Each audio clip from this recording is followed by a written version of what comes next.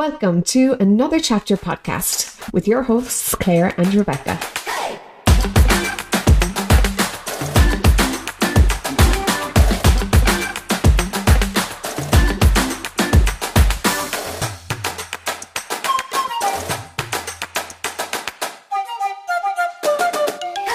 Do you love books? Well, you've come to the right place.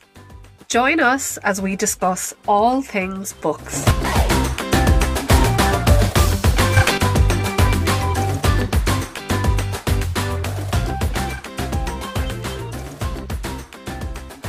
Welcome to chapter 16 of Another Chapter, the podcast.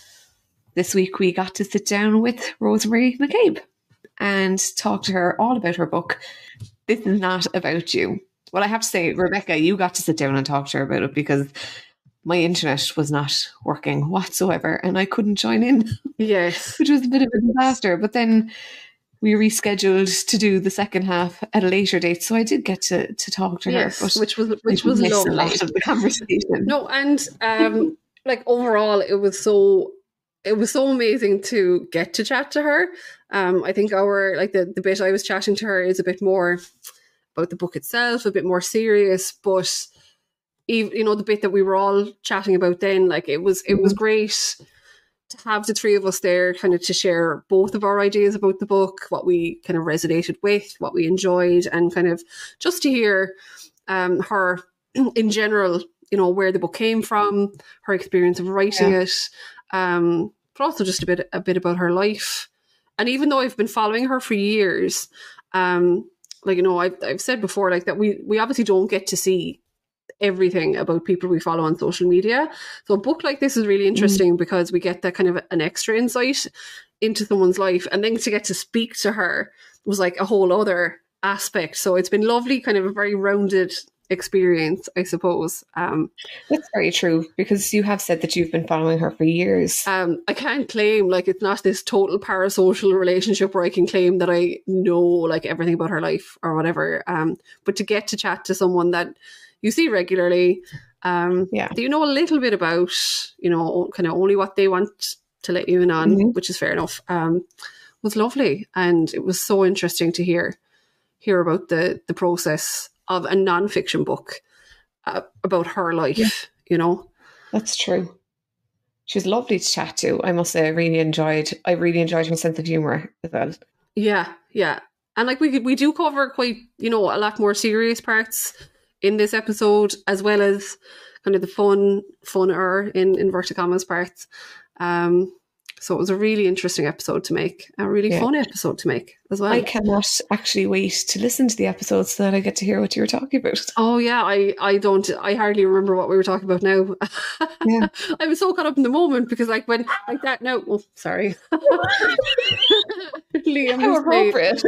is playing a game here in the background. I was so caught up in the moment.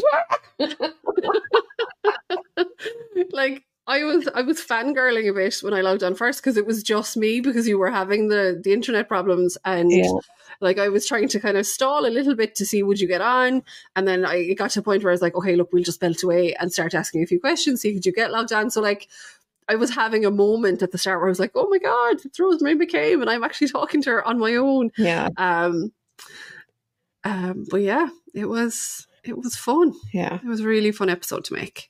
Well, and I'm really glad you got to join us, Claire, because so am I. Especially someone like this that, that she has a lot to say. It's great for both of us to be able to hear it and engage with it. And I really enjoyed reading her book. As we've said in our previous episode, I did not know who she was until you brought her up a couple of months ago about getting her on when her book came out. So I feel like I was very invested in getting to know her as a person as well. So I'm glad that I got to, because I think it would have been so disappointing if, like, to be fair, out of the two of us, my internet is usually like spot on and there's never any issues. Then for me to not be able to talk to somebody that I was really like looking forward to, I would have just been a bit disappointed in that now, to be fair. But yeah. Technology is great until it stops working. Yeah. A necessary evil, my father calls it. technology.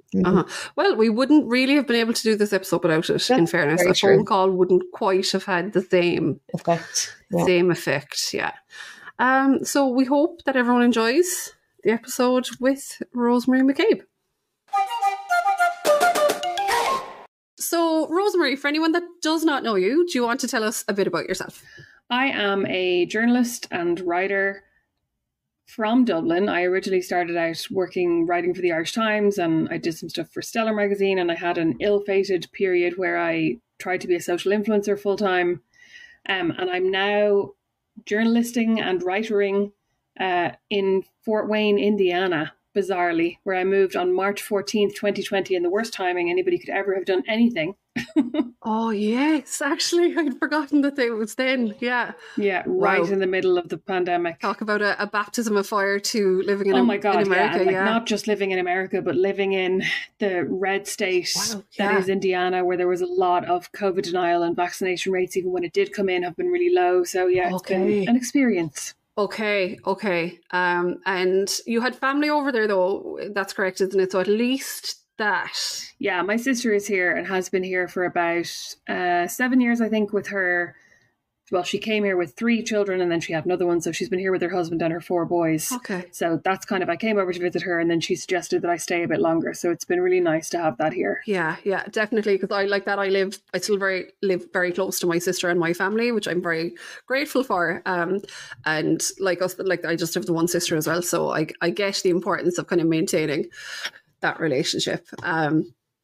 So just to start out kind of the questions. So, obviously you have a best-selling book out at the moment. I have been on the Unbound train since, I actually checked my emails earlier, and I think it was May 2020. I got my confirmation from Unbound, my thank you email. But do you want to tell us a bit about the book before we go any further? Because obviously that's the main reason that we're here. Yeah, I wrote a book called This Is Not About You, which is a memoir, essentially the story of my life told through dating and the relationships that I've had. I think I started kind of writing about the men that I dated in a way of kind of going, these are funny stories, and it might be kind of cathartic to get them out. I mean, some are funny and some are less funny. And it kind of felt to me like the relationships that I'd had somehow formed my identity, in the sense that I molded myself around what I thought these men wanted, or who I wanted to be in each relationship. And I guess I thought it would be an interesting way of kind of telling a life story, because if I had thought about it like very objectively, if somebody said, would you consider writing a memoir? I think I would have been like, a memoir about what? Like growing up in Kildare and going to school and then going to college. Like there's nothing unusual or, different. But then when I thought about writing it in the sense of writing about all these relationships, because also, you know what? Who doesn't love to hear about other people's dating lives? Mm-hmm. Like I know I do. Do you know what I mean? Like I love mining people's stories and like opening up their dating apps and seeing what messages they're getting. And so it seemed like something that would be quite engaging as well. So I guess that was kind of like, it was a tactical move. I was also kind of trying to enact some kind of catharsis by getting all these stories out of my head. And yeah, it was kind of, I wanted to get them all down on paper or on screen, as it were. Excellent. And was this always, like, did you always intend to write a book in general? And like, was this always kind of what you intended your debut book to be, or kind of had you envisaged something entirely different? Oh no. Well, I've wanted to write since I was a kid, and I've been writing short stories, and short stories, and then endless lists and endless rules for endless clubs I was making up with my friends. And I was always kind of putting pen to paper or putting fingers to keyboard. But I definitely know I hadn't got this book in mind at all. I imagined that my debut was going to be a work of incredible literary fiction. Yeah. And I kind of had a few different ideas that I was toying around with and that I'd started working on. But somehow this was kind of the book that came out while I was kind of imagining that I was working on these other things. And then this felt like, in a way, once I got this idea in my head, it almost felt as though I had to get it out in order to work on anything else. I had to just get rid of it. I had to get all these different stories and get these kind of recollections out on paper and I suppose share them with people and get the feedback and have conversations with people. Like the whole thing has been actually much more cathartic, because when I finished writing it, I was kind of going, I don't actually feel better. I was like, now that I've, written all these things down and got all this out, I don't feel cured. But then weirdly, there's been much more of a catharsis in the conversations that I've had with other people who've read the book. Okay. And actually that ties in very nicely. We had noted here like that we have seen, like we've noticed that like amazing outpourings of resonance with readers, like lots of people saying like, I felt like this was me I was reading about. I can relate to this book so much. Like, did you expect that kind of a reaction, or has it surprised you? I expected that there would be a lot of relating to it, in the sense of Irish men, as a general rule, are difficult to date. So I thought that there would be kind of response like, oh, listen, I've had a similar experience with an Irish lad, and I've had that, and I've had that. But what I didn't really expect was that there would be such resonance with the idea. That's kind of the central premise of the book, is like about how I'm a serial monogamist who always wanted a boyfriend and who was always looking for love.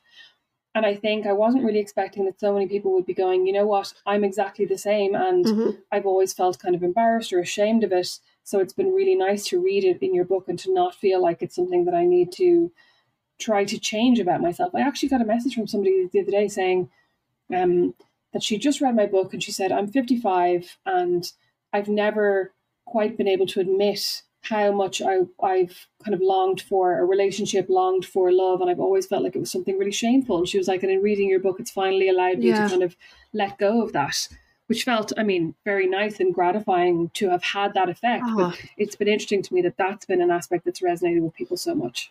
Yeah, and like myself and Claire were chatting about it, and both of us said the same thing, that we're two people who very much, like, in a way, seek validation, and relationships would have been a big part of that with both of us as well. Like that aspect of it very much hit home, that okay, other people actually feel this way. Like this, seeing it in print is a very powerful thing. Yeah. And actually, just now that you mentioned about the lady being 55, have you found quite a range in ages responding to it, or is it kind of more of a certain demographic?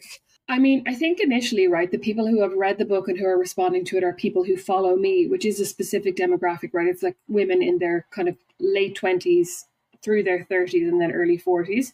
So they're the people who pre-ordered the book through Unbound. They're the people who would have pre-ordered it having seen it on my stories. Like, I don't think there are many people who didn't know about me who would have ordered the book in the first week or two. Okay. So definitely, I think a lot of it has been that cohort. Yeah.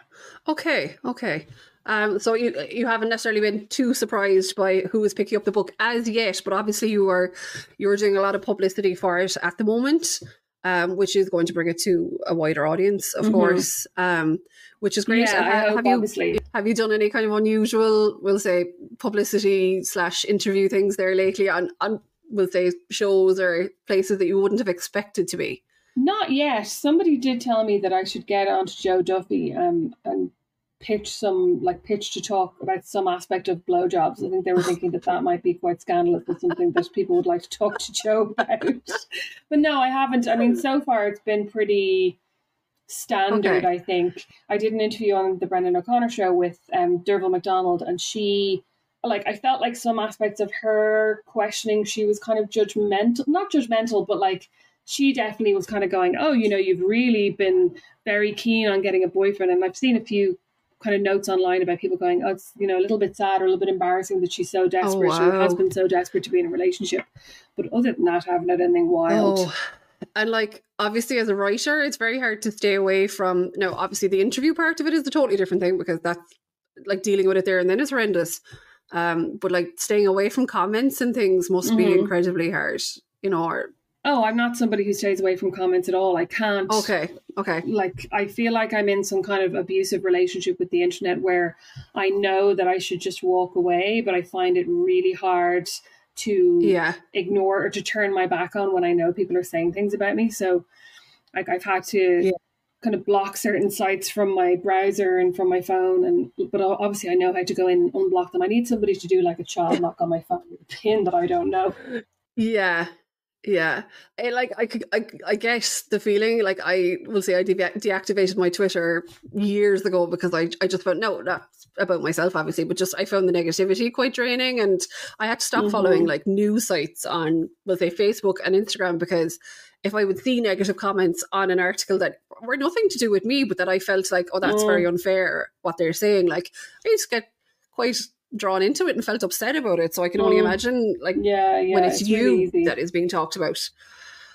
And like, as we'll say, as someone kind of who is promoting the book yourself, like, how hard is it to do this as an independent writer, like all of it, you know, especially the promotion side of it? Well, so I'm publishing. So the book was published with Unbound in the UK, which is a publisher that publishes books on the basis of kind of a crowdfunding model. So what they essentially do is they'll crowdfund to guarantee that they're covering the publication costs. Now, they do have a PR company, so there is like press and there is press and marketing all done through Unbound. So they did all the distribution and everything, and then they actually, I'm working with a freelance and PR company called Reed Media. Now, because Unbound is based in the UK, Reed Media, as far as I can gather, has a lot more contacts in the UK. But I mean, they have, like, I'm doing some pieces for Image, and like they organise that.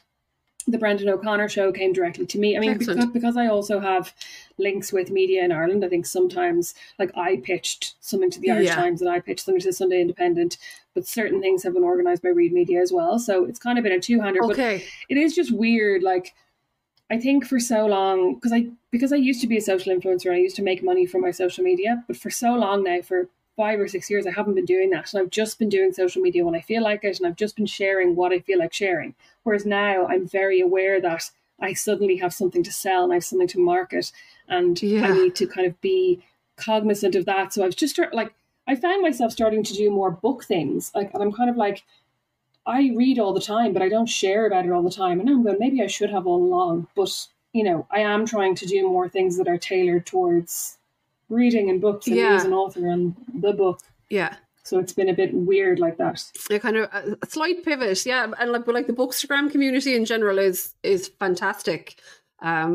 It's actually quite a large community, and people are very good to support and to promote, and like, we've seen your book all over our Bookstagram. So like, there are so many people talking about it, and every single thing has been really positive. And it's been lovely to see the love, which is actually the amazing, love for it. Like, people are like, we read this in one day, you know, that kind of addictiveness to it, which has just been lovely to see, because especially when, like, as someone who has been a follower of yours for many, many years, like, I'm so glad for you that it has been so positive as well, because it's very difficult to put yourself out there. But imagine how embarrassing it would be if it was so. Like, imagine how embarrassing it would be if the book was panned, if it was really bad, and people who've been following me for years and reading my writing were suddenly going, "Oh my God, this is terrible!" Like, that would be awful. Like, it's a huge undertaking. Like, it's very different to, like, you know, putting, you know, an article on a kind of weekly basis versus something so big and so personal to you, and as well the fact it is nonfiction. You know, it's not, you know, a fictional story that you can kind of differentiate from yourself. You can totally distance yourself from a fictional story. Although I do think, as women, I've seen more and more that female authors of fiction get basically assumed to be their fictional character. Like, Louise O'Neill, I think, is one who a lot of the time in quite a few of her books, she'll do interviews and they'll kind of go, "Oh, like, are you a perfectionist like your character?" Oh, really? And she's like, men don't really get asked that. Like, men are allowed to write about whatever they want to write about, whereas when women write about feelings, and when women write about women, it's considered to be autobiographical somehow. Okay, yeah. I never thought about that aspect of it, but that is not surprising. Very interesting, but not surprising now that I do think about it. Actually, you know, we had discussed amongst ourselves that, like, we think the book it provides a really important opportunity for people to talk about the feelings and experiences that you share in this, that people can relate to. So, like, especially the more negative experiences in it, that people go, okay, I'm not the only person to have felt like that or have that happen to me. How do you feel knowing that your book is creating this opportunity for open discussion around these often very sensitive areas? I mean, it's obviously massively a positive thing, right? Generally speaking.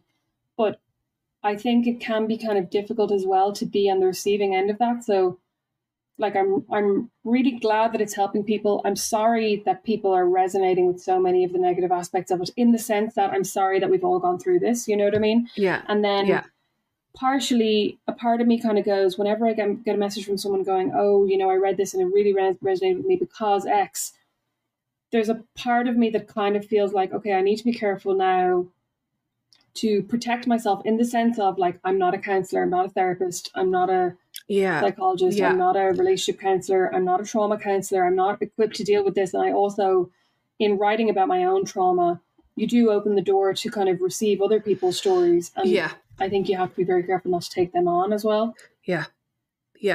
It's a bit like what you were saying. It's just like, it's distancing yourself from a certain aspect of it, because you can't take it on, but you're also not in a position to be giving advice in terms of what people are looking for, or like, there's only so much you can say to someone. But like, definitely, it's great that they're opening up to people about it, but people have to realize that you aren't always necessarily the person that needs to be spoken to about it either, just because you did share it. And I'm sure you probably don't want to be reminded of your negative experiences constantly either. Like, it must have been very difficult to put them out there in the book. Yeah, I mean, there were some chapters obviously that were harder than others. Yeah. Some chapters that were harder than others, and I think it was a combination of chapters that were kind of emotionally difficult, in that it felt kind of very raw, or it felt somehow unresolved, or it was like a big heartbreak.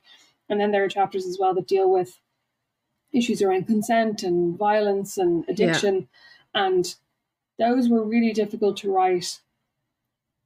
And they took so long. It was almost like I would write 2 pages, then I would need to, like, take a breather. Yeah. And then I would go to bed at night and I would dream about that person. And, like, for the time that I was writing that chapter, that would kind of be all I could think about. Yeah. And it was really easy to sink into kind of a dark place when thinking about those aspects of it. And it was just, so I was glad in a way when I was done. Yeah. But it took me long enough. Yeah. Totally understandable. But, you know, as a collection, there's also a lot of these tougher moments, but then there's a lot of very light-hearted moments, and a lot of wit in it as well. Like, I don't know if you can see there on camera now, I've been bookmarking all the bits that just either resonated with me, or that I laughed out loud at, or that I went, I've never thought about that way. And there are so many points in it that I have just noted as something that I just kind of stuck with me. But in a good, you know, in a positive and negative kind of balance, which is great. And I suppose that is very important. Yeah, I get you. So going back to the process of, like, crowdfunding the book, like, it's fascinating as someone outside of the process, but I can imagine it must have been a very stressful experience as the writer. Or was it? Was it actually quite hassle-free? No, I think it was definitely stressful. And as well, because I have quite a big following on Instagram, and I would have had, like, quite a loyal social media following, I felt like, for years, who had followed me from Patreon to Substack and who had supported me in different ways.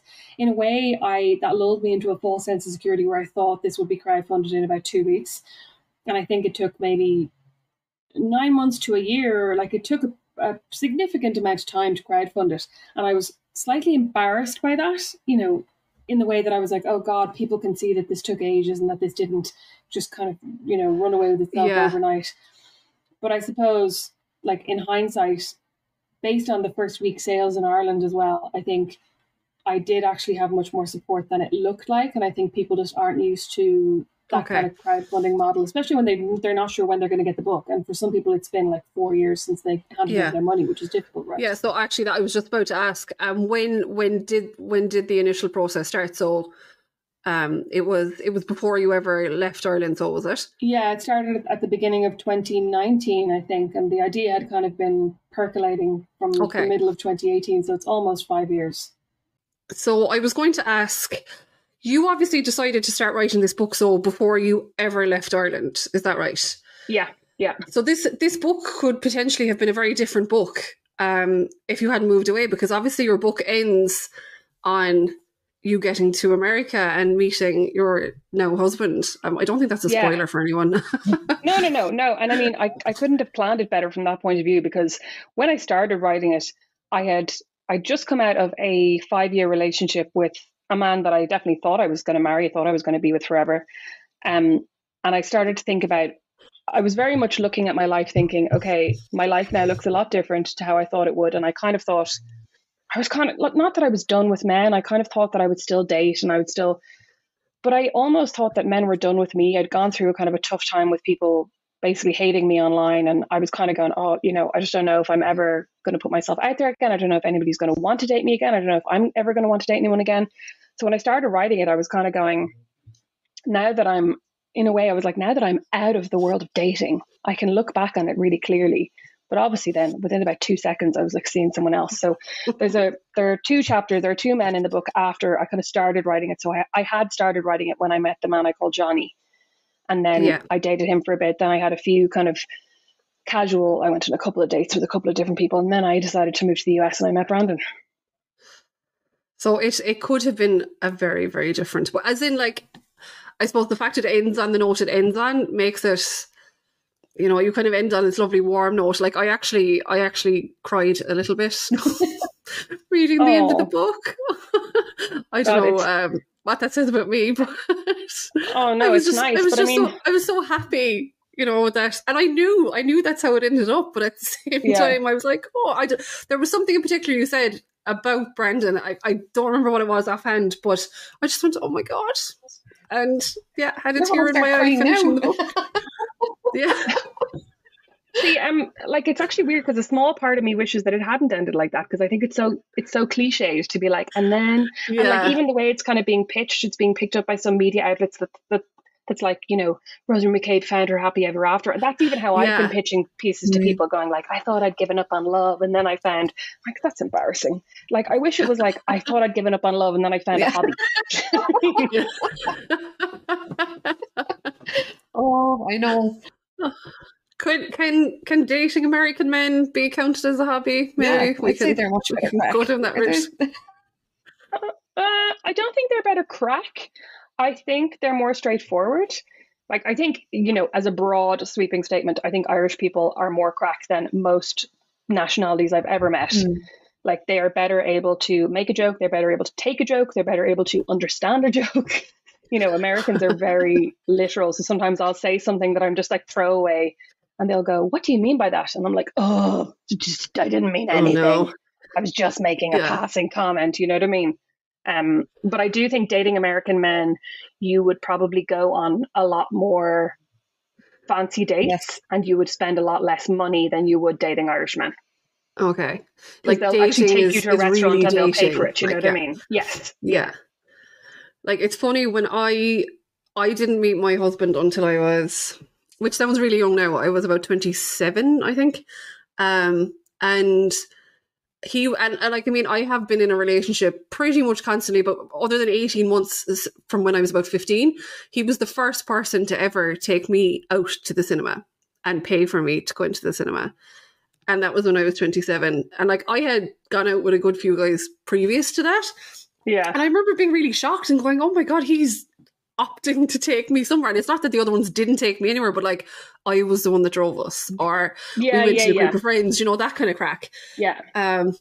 So we shouldn't be so American surprised. Women would never put up with that. Like I feel like the majority of American women I know are like, oh, if he doesn't pay on the first date, that's it. If he even lets you go halves, that's it. Now, when I say that, like I offered to go halves with Brandon and he let me, so he should have been, by American standards, kicked to the curb. But I stuck it out.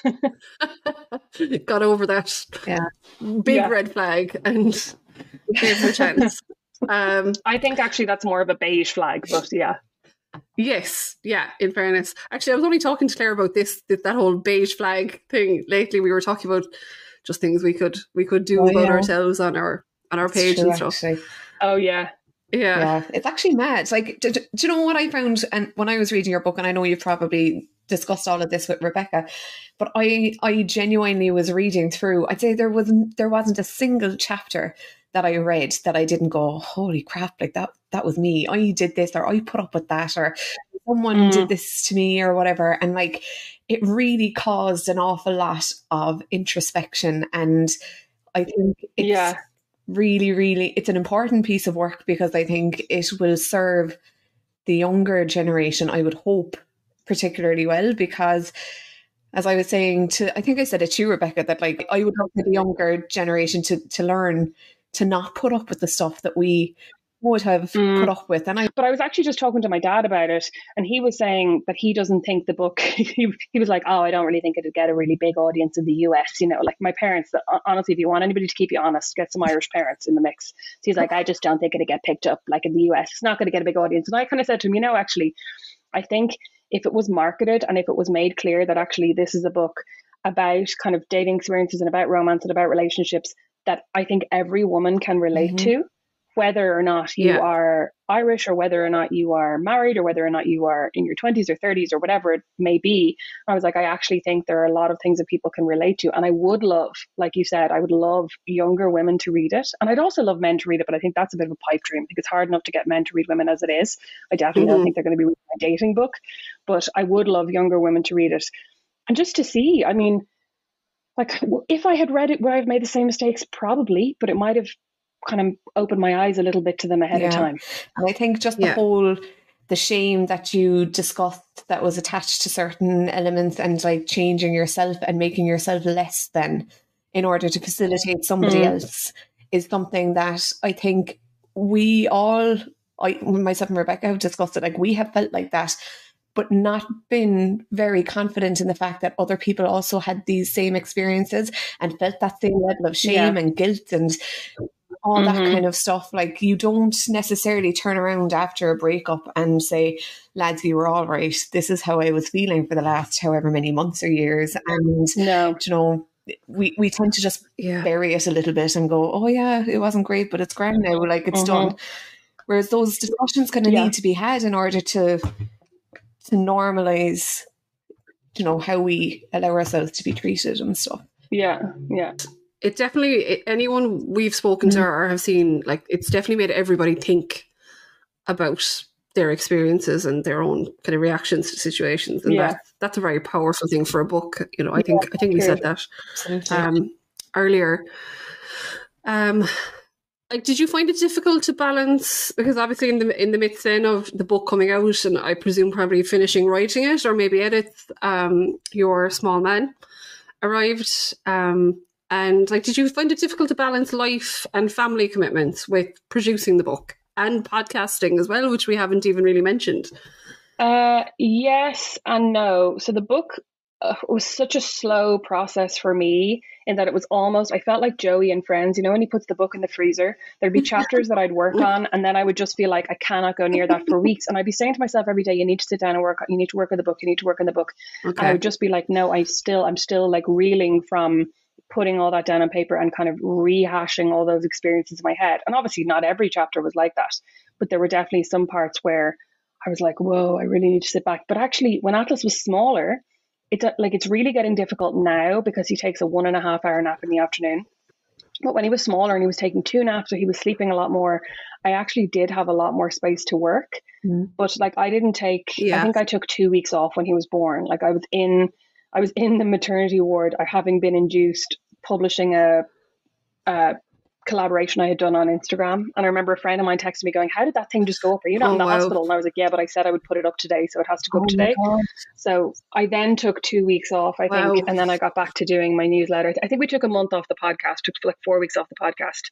But like, even like living in America is crazy. That's just normal here. And like, my husband didn't get any paternity leave, so he had to take whatever annual leave he could take. So he basically took 5 days, 4 of which I was in the hospital.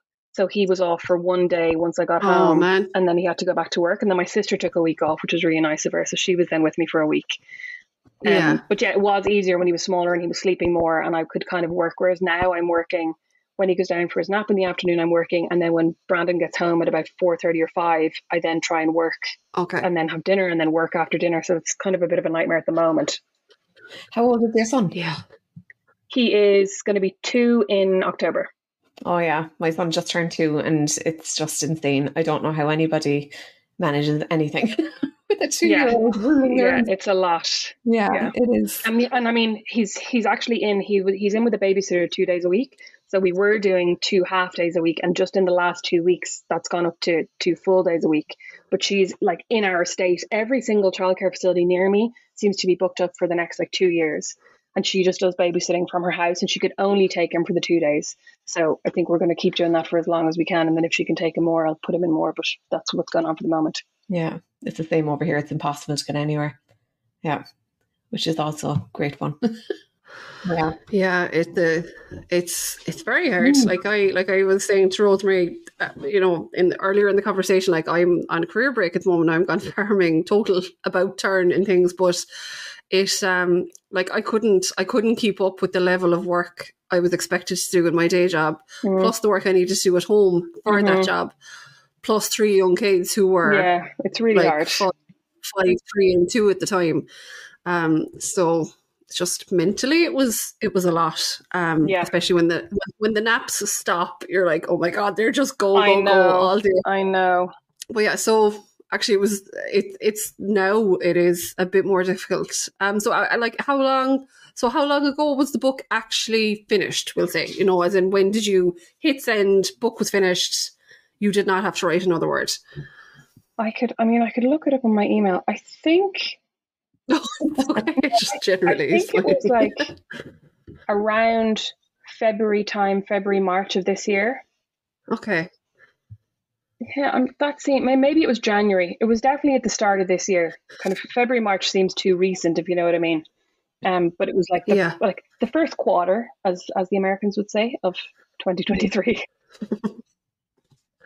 Okay, so and how long did it take then?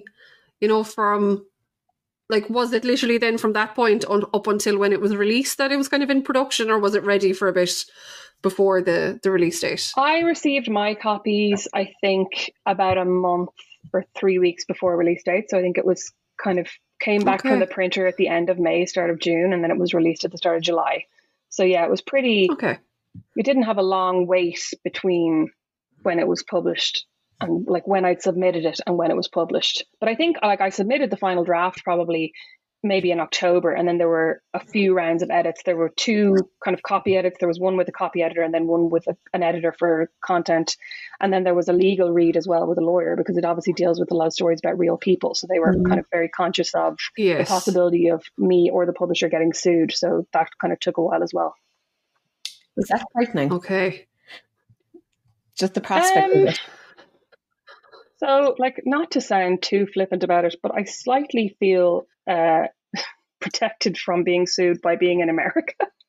Like, I think it would be, I don't think anybody's going to extradite me, right, to come back and face a defamation case in Ireland or the UK. So there was a slight kind of, I felt like I had a buffer, but obviously the publishers didn't have that, right? So they were very conscious of, like, they're in the UK, they could be sued as the producer of this work.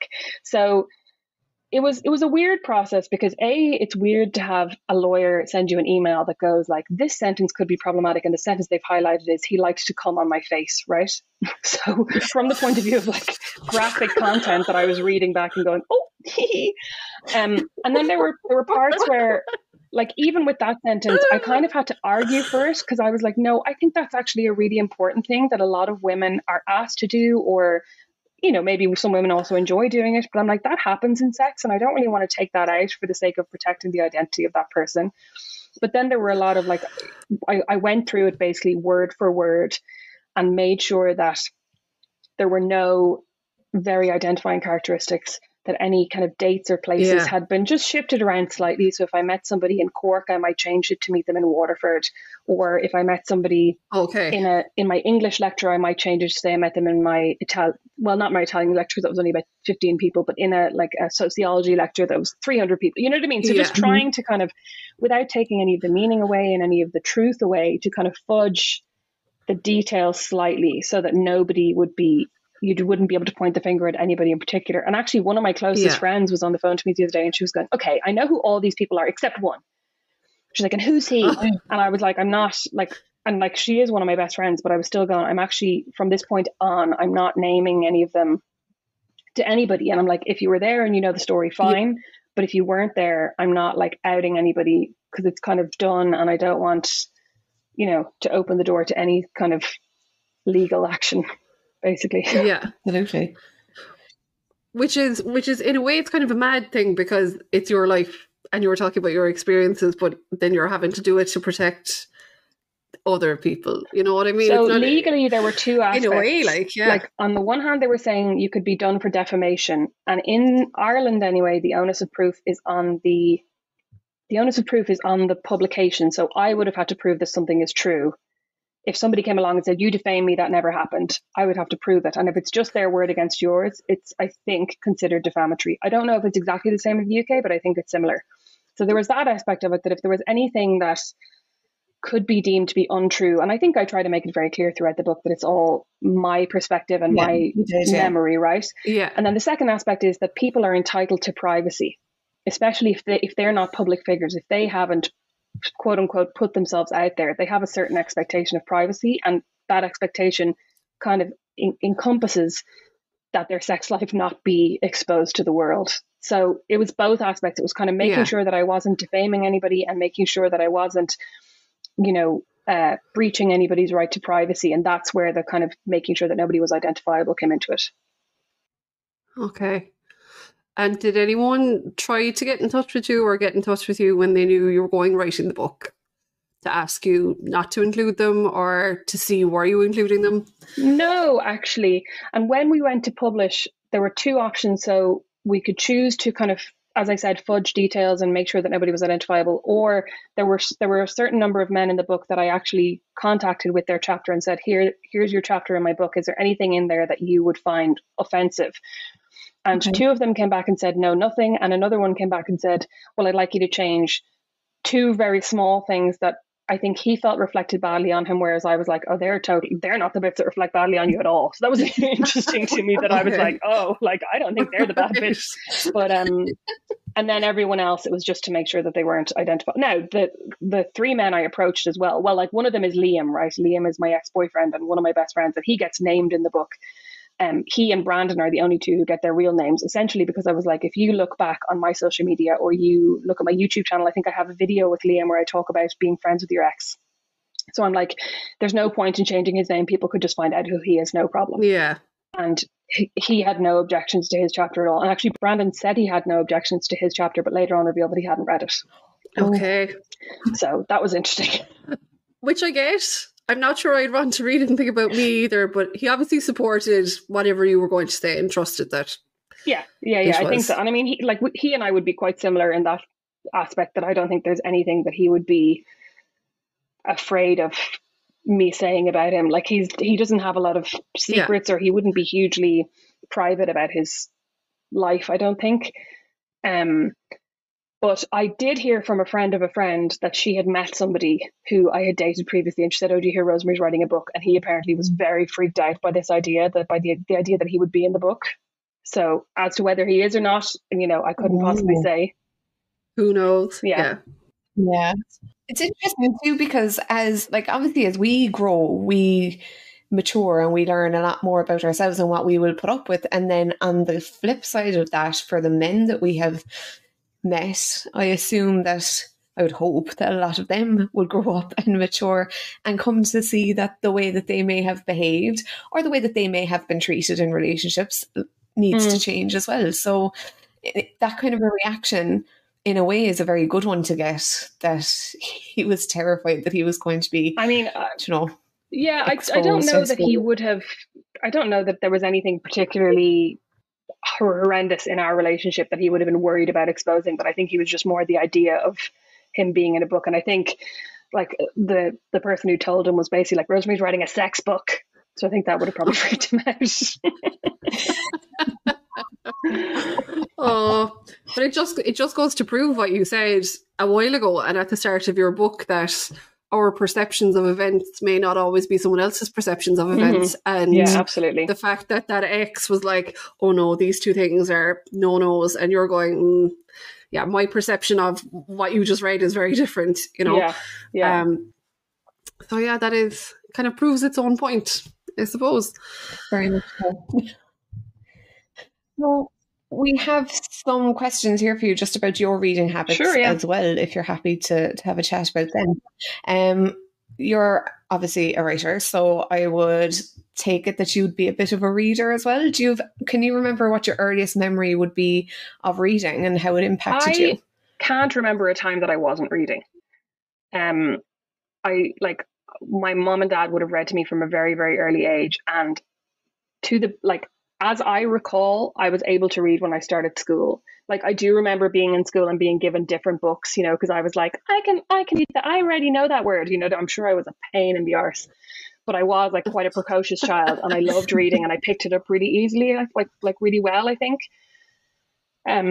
So I just remember being very into reading. I mean, like all the usual stuff, like, I was very into Enid Blyton. I loved The Famous Five. I loved Mallory Towers, the twins at St. Clair's. I was like obsessed with the idea of going to a boarding school from about the age of 5 onwards. And my mom was like, you're not going to boarding school.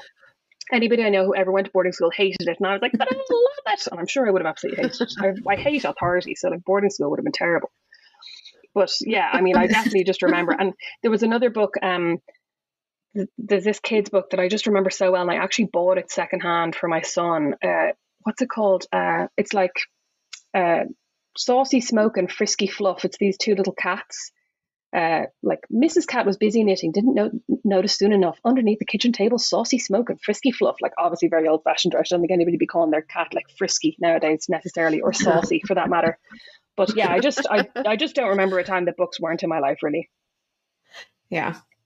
I think that seems to be like the resonating answer that we get from anybody that's into reading and stuff. Is there any book in particular that you think has had a big impact on your life? And why, if you can think of one? You know what? Probably a lot. Like, as I was growing up, and as I got into my teens and I started doing my master's, and I did my thesis on women's media, and I read a lot of feminist texts. I read like Elizabeth Wurzel's Bitch, and I read, oh my God, I can't remember any names of any books. Female Chauvinist Pigs, and like a lot of the ones that were basically about nature versus nurture.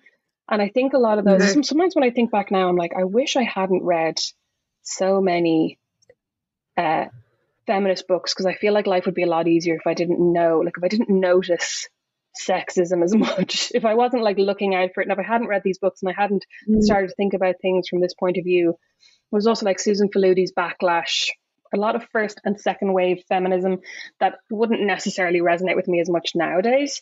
But yeah, I think those are probably the books that changed my life the most. And then from a kind of a writing point of view, I think when I read Anthony Lane, he's a writer for The New Yorker, he's a film critic, and he has a book called Nobody's Perfect, it's a collection of his film reviews. Okay. And I think that was the first time that I really read a book and I went, wow, it's possible to write in all these different styles, and also to write something that's quite straight shooting and that has kind of a template, and make it really funny or make it like full of personality without necessarily getting away from what you're actually trying to do, which is review movies. So I think from a writing point of view and from an English point of view, that really opened my eyes to more possibilities within certain genres. Hey, yeah, that's interesting. So would you say that you read an awful lot of nonfiction as opposed to fiction? Oh, I go through phases. For the last while, I've kind of had one nonfiction on the go as well as one fiction. I don't like to have two books of fiction on the go because I get a bit confused between the storylines. But I find I can read a nonfiction as well. I can read a nonfiction at the same time as a fiction book without kind of getting confused. Yeah. But I do go through phases. I think there's probably a couple of months where all I read was nonfiction, and then there's a couple of months where all I read is fiction, and then like on, I don't know if it happens in Ireland or England because I've never heard of it, but there's a thing called Stuff Your Kindle Day, where a whole load of yes, we just heard about that recently. A whole load of titles are like are free, and I literally bought so many. I basically looked for, I found this blog that had a list of the different books available, and I looked for like smut and saucy, and I bought a whole load of smutty books. Basically, I downloaded about 50 of them, because like I am honestly the most, and I think it's true about men as well, I have no type, and I have no book type either. Like I will literally read anything, I will date anyone.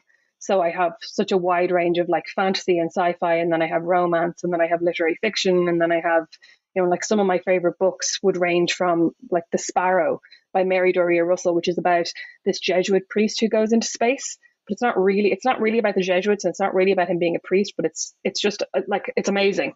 And then I also love like Revolutionary Road by Richard Yates, and I used to love The Beauty Myth by Naomi Wolf, although she's gone off the deep end now, so it's kind of, I wouldn't recommend that anymore. Okay. Problematic phase. Do you have any author by author, if they've got something coming out that you have to get it straight away? Oh, so for a while it was Janet Ivanovich's Stephanie Plum series about this like bounty hunter who lives in New Jersey that I just found so entertaining. Then I kind of got like, I was like, these are getting a bit samey to me. Then it was Lee Child's Jack Reacher series. I used to buy every new one of those, and then I'd pass it through, would go through my sister and my dad, and like the three of us would read it. Not discuss it though, because my dad hates discussing books. But now I don't know that I necessarily have anyone, like I've read a few of Emily Henry's books and I enjoyed them, but I wouldn't be like, oh my God, I have to get that now that it's out. I'll try if there's an author that I like, or if there's a book that I like the sound of, I'll try to do pre-orders, because I know that really helps authors. But I don't necessarily see, there are very few.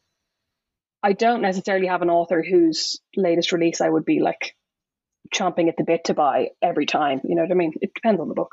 Yeah. That's fair. Yeah. So the next one, and the next question that I have here is, what is an underappreciated book that you love, or the one book that you think everyone should read? Probably, as I mentioned, The Sparrow by Mary Doria Russell. So it's about basically somebody starts to hear sounds coming from this planet, and they start to hear what sounds like music or what sounds like rhythm, and they decide to send a crew out to explore. And this Jesuit priest gets sent because he's a really incredible translator. And they're going, chances are they're not going to speak English, like if we find life on this planet. So we need a translator. So he is sent off. And it just had a really profound effect on me in the way I thought about, Jesuits, but also in the way I thought about sci-fi, because it's basically this like incredibly rich story with like amazing world building. But it kind of could be like the central premise of the story could be about anything. And it's basically, I think it's kind of an allegory for how we treat other people and also how we treat other species. I think that was the book that after that I went vegetarian for a while, because I felt so bad about some of the themes explored in the book. And I kept forgetting and eating bacon. So I was like, okay, well, I'm not really a very good vegetarian. But yeah, and also from a selfish point of view, I would love everybody to read that book so that we could all talk about it. Okay. Yeah, that's the kind of thing. I'm really intrigued, actually. I am too. Yeah, because we recently read, you read it ages ago, Rebecca, Project Hail Mary. And I read it because it was part of a book club pick, and I absolutely loved it. It was the same thing. They get sent off to space for something, which I didn't think I would enjoy whatsoever. But like that, you're thrown into this world where you've no idea what's going to happen next, but it really draws out your feelings of empathy and just it's the humanity of the book is just amazing. Yeah. So yeah, that's that kind of vibes, I think. Yeah, that's what came into my head as well. Yeah. Now, unless we're just jumping to the connection because it's someone in space. Yeah. But no, definitely it sounds the same. I definitely am going to check that one out anyway. I'm very much intrigued. So, and my last book about your reading habits, or my last question, sorry, about your reading habits would be, what was the last book that kept you up at night? It's probably your own reading. Stupid. No, well, yeah, my own book, but no, stupid Emily Henry, Stupid Happy Place.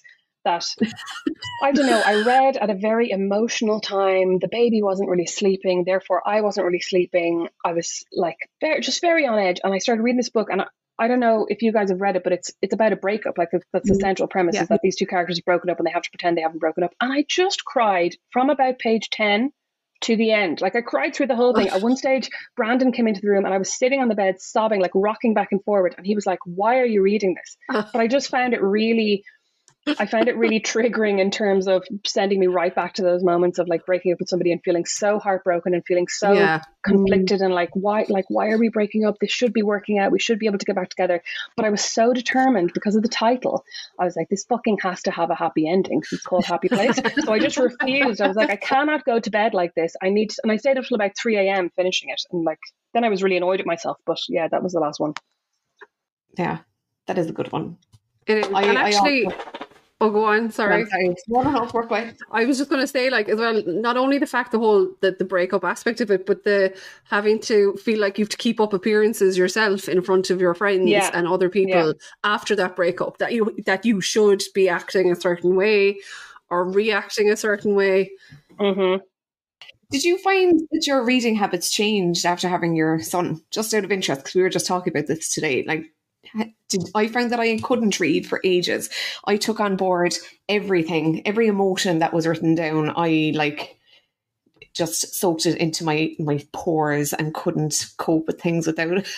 Yeah, my sister would say the same. My reading habits changed after I had Atlas in that I couldn't read for a couple of months, not because I was too emotional, but just because I couldn't find the time or the attention span. I just couldn't bring myself to do it. So there was that aspect of it. But then I also felt like, yeah, there were certain things that I just was slightly more sensitive to. I started to read Edel Coffey's Breaking Point, which is about a woman who leaves her child in a hot car, who leaves her baby in a hot car. And I read the first chapter and then I deleted it from my Kindle. And I've never done that before. Like I've never just, like I'm very determined to finish books, even if I'm not really enjoying them. Because I'm like, just get to, like, there's value in reading, right? So I think there's value in reading anything. I'm like, I may as well just get to the end and not have it half done. But with that one, I was like, I actually can't read any more of this. It's like, I can't do it. So. Yeah. But then I did manage to read I think certain topics since having the baby and I was fine with that. So Claire hasn't read The Push and I have, and I keep saying to her, I was like, it's well worth the read, but I was like, don't go read it now, maybe wait until this next baby is like 2 or 3 and then read it. Or like 5 or 6 maybe. Yeah. Yeah. There was another book that came up actually, and someone was saying to me, like, just don't go near it at the moment because, was it A Heart That Works? Rob Delaney's A Heart That Works. Oh, yeah. Just saying, like, no, I wouldn't be going anywhere near that anyway. Yeah. No. There are certain books that I'm just like, I'm glad they've been written and I think they can really help people. And I think it's really valuable to read about grief and heartbreak and loss. But just maybe in 10 years. No, I couldn't. No. Yeah. I definitely wouldn't be able to right now. No, definitely not. Yeah. The emotions. But even TV programs and stuff, there are certain things that I kind of can't watch or won't watch now that I had no problem with before. It's just, just, I suppose, it's a lot more close to home or whatever. Yeah. So, Rosemary, if your life was a story, a movie, what would it be titled? Oh, I thought of a really good answer to this the other day. Then I forgot. Let me think. I have no idea what I'd say to this, actually, or what I will say to this. I'm sure you asked me this, Claire, did you? I think so. It's a really hard question, to be fair. It's a really hard question.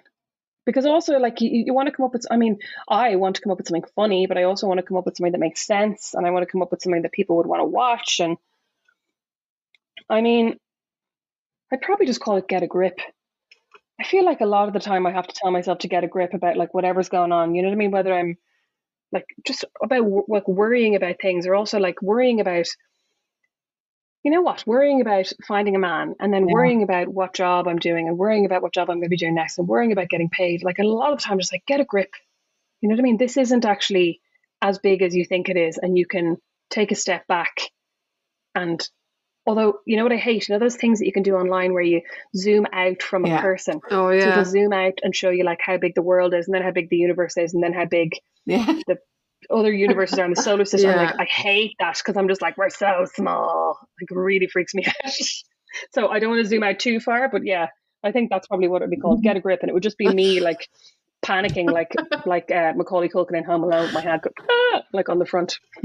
And who would play you in the movie?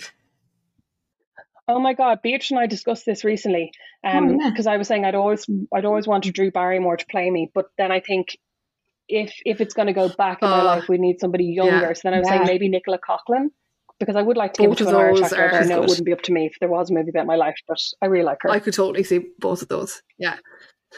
Yeah, actually. Actually, wait, you know what? It would probably be, what's the name of the actor who plays the nun in Dairy Girls? She's a Cork woman, actually, too. Oh. Yeah, because... what is her name? Siobhan, yes. What? Siobhan McSweeney. It would actually probably be Siobhan McSweeney who plays the nun in Dairy Girls, because I think she makes a lot of the same disgusted facial expressions that I make without even knowing I'm doing it. It would be such an easy job. Such an easy job. And is there any book that you would love to see turned into a movie? The Sparrow, perhaps? Is that movie fodder? No. I mean, I think it is movie fodder and it would be amazing. But no, because actually I think The Sparrow would be better as a TV series, because I feel like it kind of requires a longer examination. Okay. I don't think it would. I think it's too much for one movie, and I would hate it to be divided into two movies like Dune, because that would be annoying. I don't think so, because I don't know that there's ever been a movie or TV adaptation that I've loved and that I've thought was right. Mm-hmm. You know, like I read like the most vivid one I can remember is I read Disgrace by J.M. Coetzee in college, and I remember when it was being turned into a movie, and I know like things have happened now that we wouldn't be saying this now, but like it was Kevin Spacey. The character was Kevin Spacey for me. And I was like, there's no one else who could play this character. It was so vivid in my mind. And then he ended up being played by John Malkovich. Just like, no. It was so wrong for me. You know what I mean? So I just can't think of an adaptation that I've been really happy with. The Stephanie Plum novels were adapted into one movie. I think it was meant to be a franchise, but it was a bit of a flop, and that starred Katherine Heigl. That was kind of okay. I could see her in the role, but any books I love, I kind of would just want them to be left alone. Yeah, that's fair. They never really get justice done to them, do they? No, the Harry Potter movies were good. And I actually think Game of Thrones, the series, ended up being better than the books, but only because I think they're kind of a Da Vinci Code type, like very enjoyable. I would definitely recommend reading them, but they're not particularly well written. And there's like a whole, I don't know if you guys have read the Game of Thrones books, but there's a whole bit where Tyrion ends up in the circus that I'm like really glad they cut that out. They made some good decisions in the TV show. Do you remember that? Yeah. Right now, yeah. I'd forgotten all about that, actually. It was really bizarre segue. You're like, how are they going to make this into a TV show? And then it was such a relief when they didn't. And they didn't, thankfully. And if there were 3 people that you could have to dinner, 3 fictional characters, who would they be? Oh, fictional characters.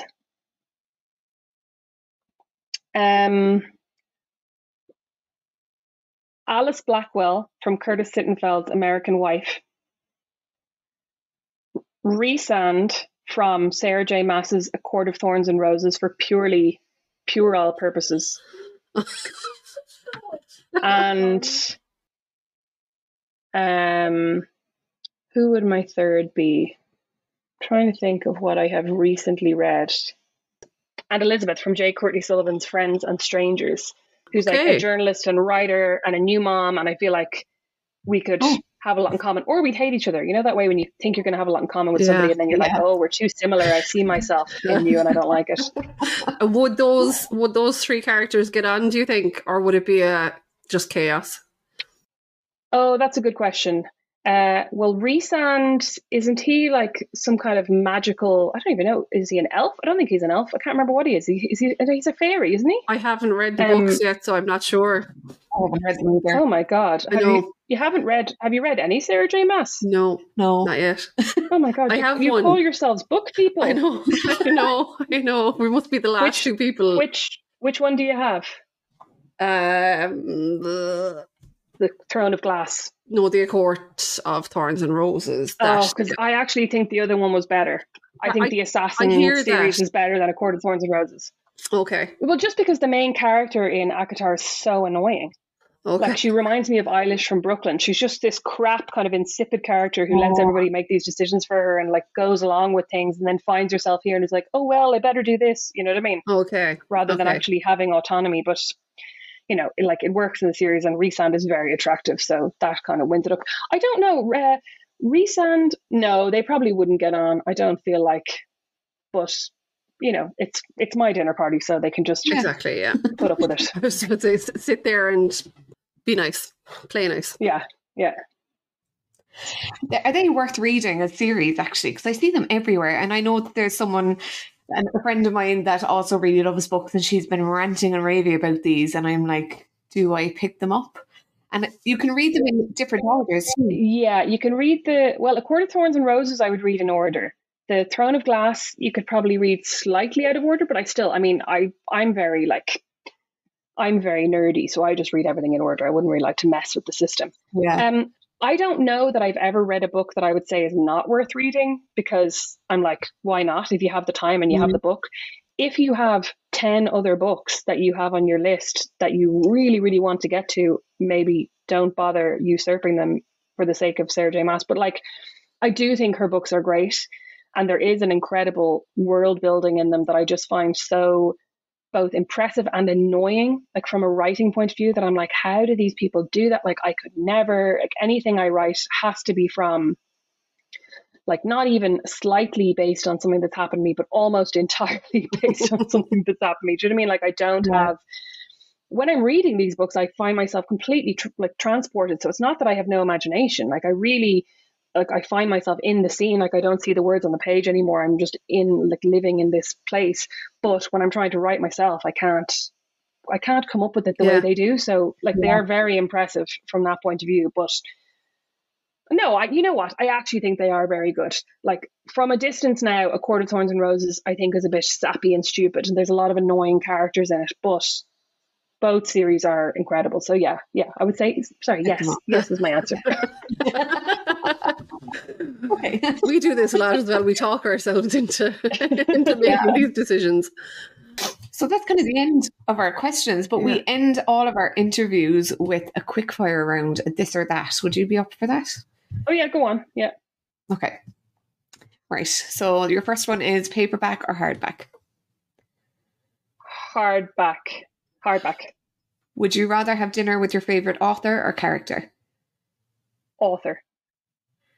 Would you rather your book be adapted for TV or for film?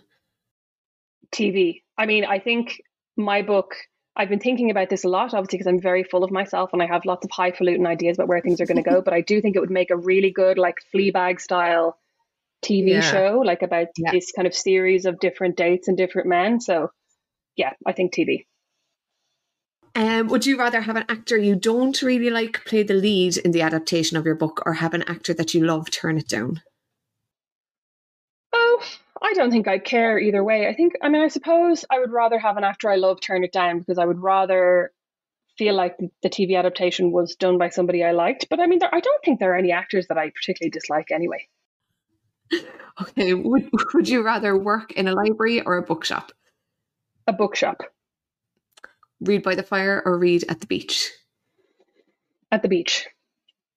Except I don't like when you get sand in between the pages if it's very windy, and then you can't close, the book then won't close properly. So I really, really hate that. So if I could find some kind of protective mechanism around the book, then the beach is perfect. I once lent a really good book, to a cousin of mine when she went on a sun holiday, and it was so hot when she was over there that it melted the glue that bound the book together. So I got the book back with all these empty sheets of paper, not empty, but loose sheets of paper. She was like, "I'm really sorry, the sun it was really hot." My poor book. Done. Oh. Would you rather only be able to read new but unreviewed releases, or classics that someone else chooses for you? Oh, new and unreviewed releases. Read one book at a time or multiple? One book at a time. Be stranded on a tiny island without any books, or with your least favourite author? If I'm with my least favourite author, do I have loads of books? I'd say so. Yeah, actually. I'm trying to think. Well, hang on. Let me think now. What was the first one? Stranded on an island with no books? Yeah. Or I have books, but I have to be there with my least favourite author. Who would my least favourite author be? Let me think. I don't really know that I have. I think I'd probably choose the least favourite author. Because like, how bad can that be? But also I would rather be stranded with someone than no one, and rather be stranded with books than no books. So yeah, I'll choose the least favorite author in the books. And then your last one, chicken wings or pizza? No, like I really like both, but that's a hard one, because if it's good pizza, it's like really good. And I do love chicken wings, but they're so messy. And then if you get the boneless chicken wings, they're basically like chicken nuggets. Probably pizza. I'm going to go for pizza. Yeah, that's a fair one. Us here asking the important questions. Yeah. Thank you very much. Yeah, thanks very much. Thank you very much. Second time's a charm. Just before we go, can you give us any sneak peek or hints about any upcoming projects or works in progress, or is that far too soon to be talking about that kind of stuff? Well, I just started a new podcast called Meet Cute. That's basically where I try to interview people about their romantic pasts in the same way I wrote about mine in the book, because it just made me think, you know what, people are nosy about this and I'm nosy about this, and I'd like to know about other people's dating histories. So that's kind of a work in progress. And then I think I have mentioned this somewhere else, but the next book I'm hoping to do, I've kind of started working on, but then been sidetracked by life and also by this book and doing the publicity and everything. I want to write about a woman who has a new baby and has moved to a new estate in the suburbs, because I think there's a lot of kind of like horror and horrifying aspects to being a new mother, and also to the suburbs. I think the suburbs are a very creepy kind of place in and of themselves. So I want to write about that as kind of being quite a challenging time, but fiction, not another. I don't think I'll be doing another memoir for a while. Your next one could be a memoir when you when you've all your reflections done on parenting. Oh, stop! There are enough memoirs. I was actually thinking that it might be interesting to do a memoir about your like friendship histories, you know, about all the people you met along the way and all the kind of friends you collected. Yeah. But not for me. Someone else can do it now. Yeah. I'd say, one might be enough. I think it's tough going, writing about real life experiences like that. You know, it must take a lot of emotional toil. Yeah, it took a lot of emotional toil. It was very draining, and then it was just towards the end, it was so boring. You know what I mean? It was like I've heard, like I lived this, then I wrote about it, then I read over it 20 times. I just want to do something else. I want to think about something else now. Do you know what I mean? Yeah, it kind of got to be enough then at the end. And then here we are asking you all about it to rehash it out. Oh no, but actually, like talking about it to people is different, because it just feels like a conversation. You know what I mean? And conversations are always fun, but it's just, I don't know, sitting in a dark, or even a well lit room and writing about yourself for hours on end kind of gets a bit tiresome. And the emotion attached to it just kind of resurfacing again and again. Yeah, it was a lot. Yeah, because I mean, when I was writing it, I felt like I'm going to get all this down the page, and it's going to be out of my brain, and it's going to be, I'm going to have exercised these demons. But I forgot that I'd have to keep talking about them. You know what I mean? And like going over it again, and then even like fielding messages from people going, "Oh, I really related to this chapter," or like this person. I'm like, I don't want to talk about it. It's gone from my head now. Are you watching And Just Like That by any chance? I am, but I haven't watched this week's episode. Oh yeah, I haven't either. It's reminding me of Carrie trying to record the audiobook. Oh yeah, well that's actually coming up for me in the next couple of weeks as well. So I'm not really looking forward to reading out "He Liked to Come on My Face" in front of a strange producer, but I suppose we'll cross that bridge when we get to it. Oh God. So actually, I hadn't realised that it wasn't made yet. I went looking for the audiobook and I was like, oh, it must be out soon. I didn't realise it was still in recording. Yeah, no, it's still, the rights to the audiobook just got sold after the book came out. So we haven't even started recording yet, but hopefully in the next couple of weeks. That'll be cool. Fabulous. Are you going to a studio to do it, or do you get to do it from home? Yes, well, it's being produced by the team from Spotify, so they're organizing it all. So I've sent them the details of where I am and like a studio nearby, and also told them how far I'm willing to travel and stuff. So they're sorting it out from their end, and then I think we'll go from there. That's exciting, isn't it? That would be an interesting process. Yeah. Can't wait to see that. It is interesting unfold. to be kind of behind the scenes of these things and see how they all work. Yeah, and you'll have to take us all along. Yeah, as much as you can. Yeah. That's great. Thank you so much for chatting to us. Thank you so much. It was a pleasure. To talk to you tonight. Now it was good fun. Not at all. Yeah, thank you guys so much. Thank you so much for listening to this edition of Another Chapter podcast. Don't forget to subscribe, like and share to keep the book conversation going. Thank you to Helen Becerra for the graphics, Mark Neville for the mixing, and to each of our contributors. Music is Make It Work by All Good Folks. Don't forget to follow along on Instagram at Another Chapter Podcast. We'll see you there.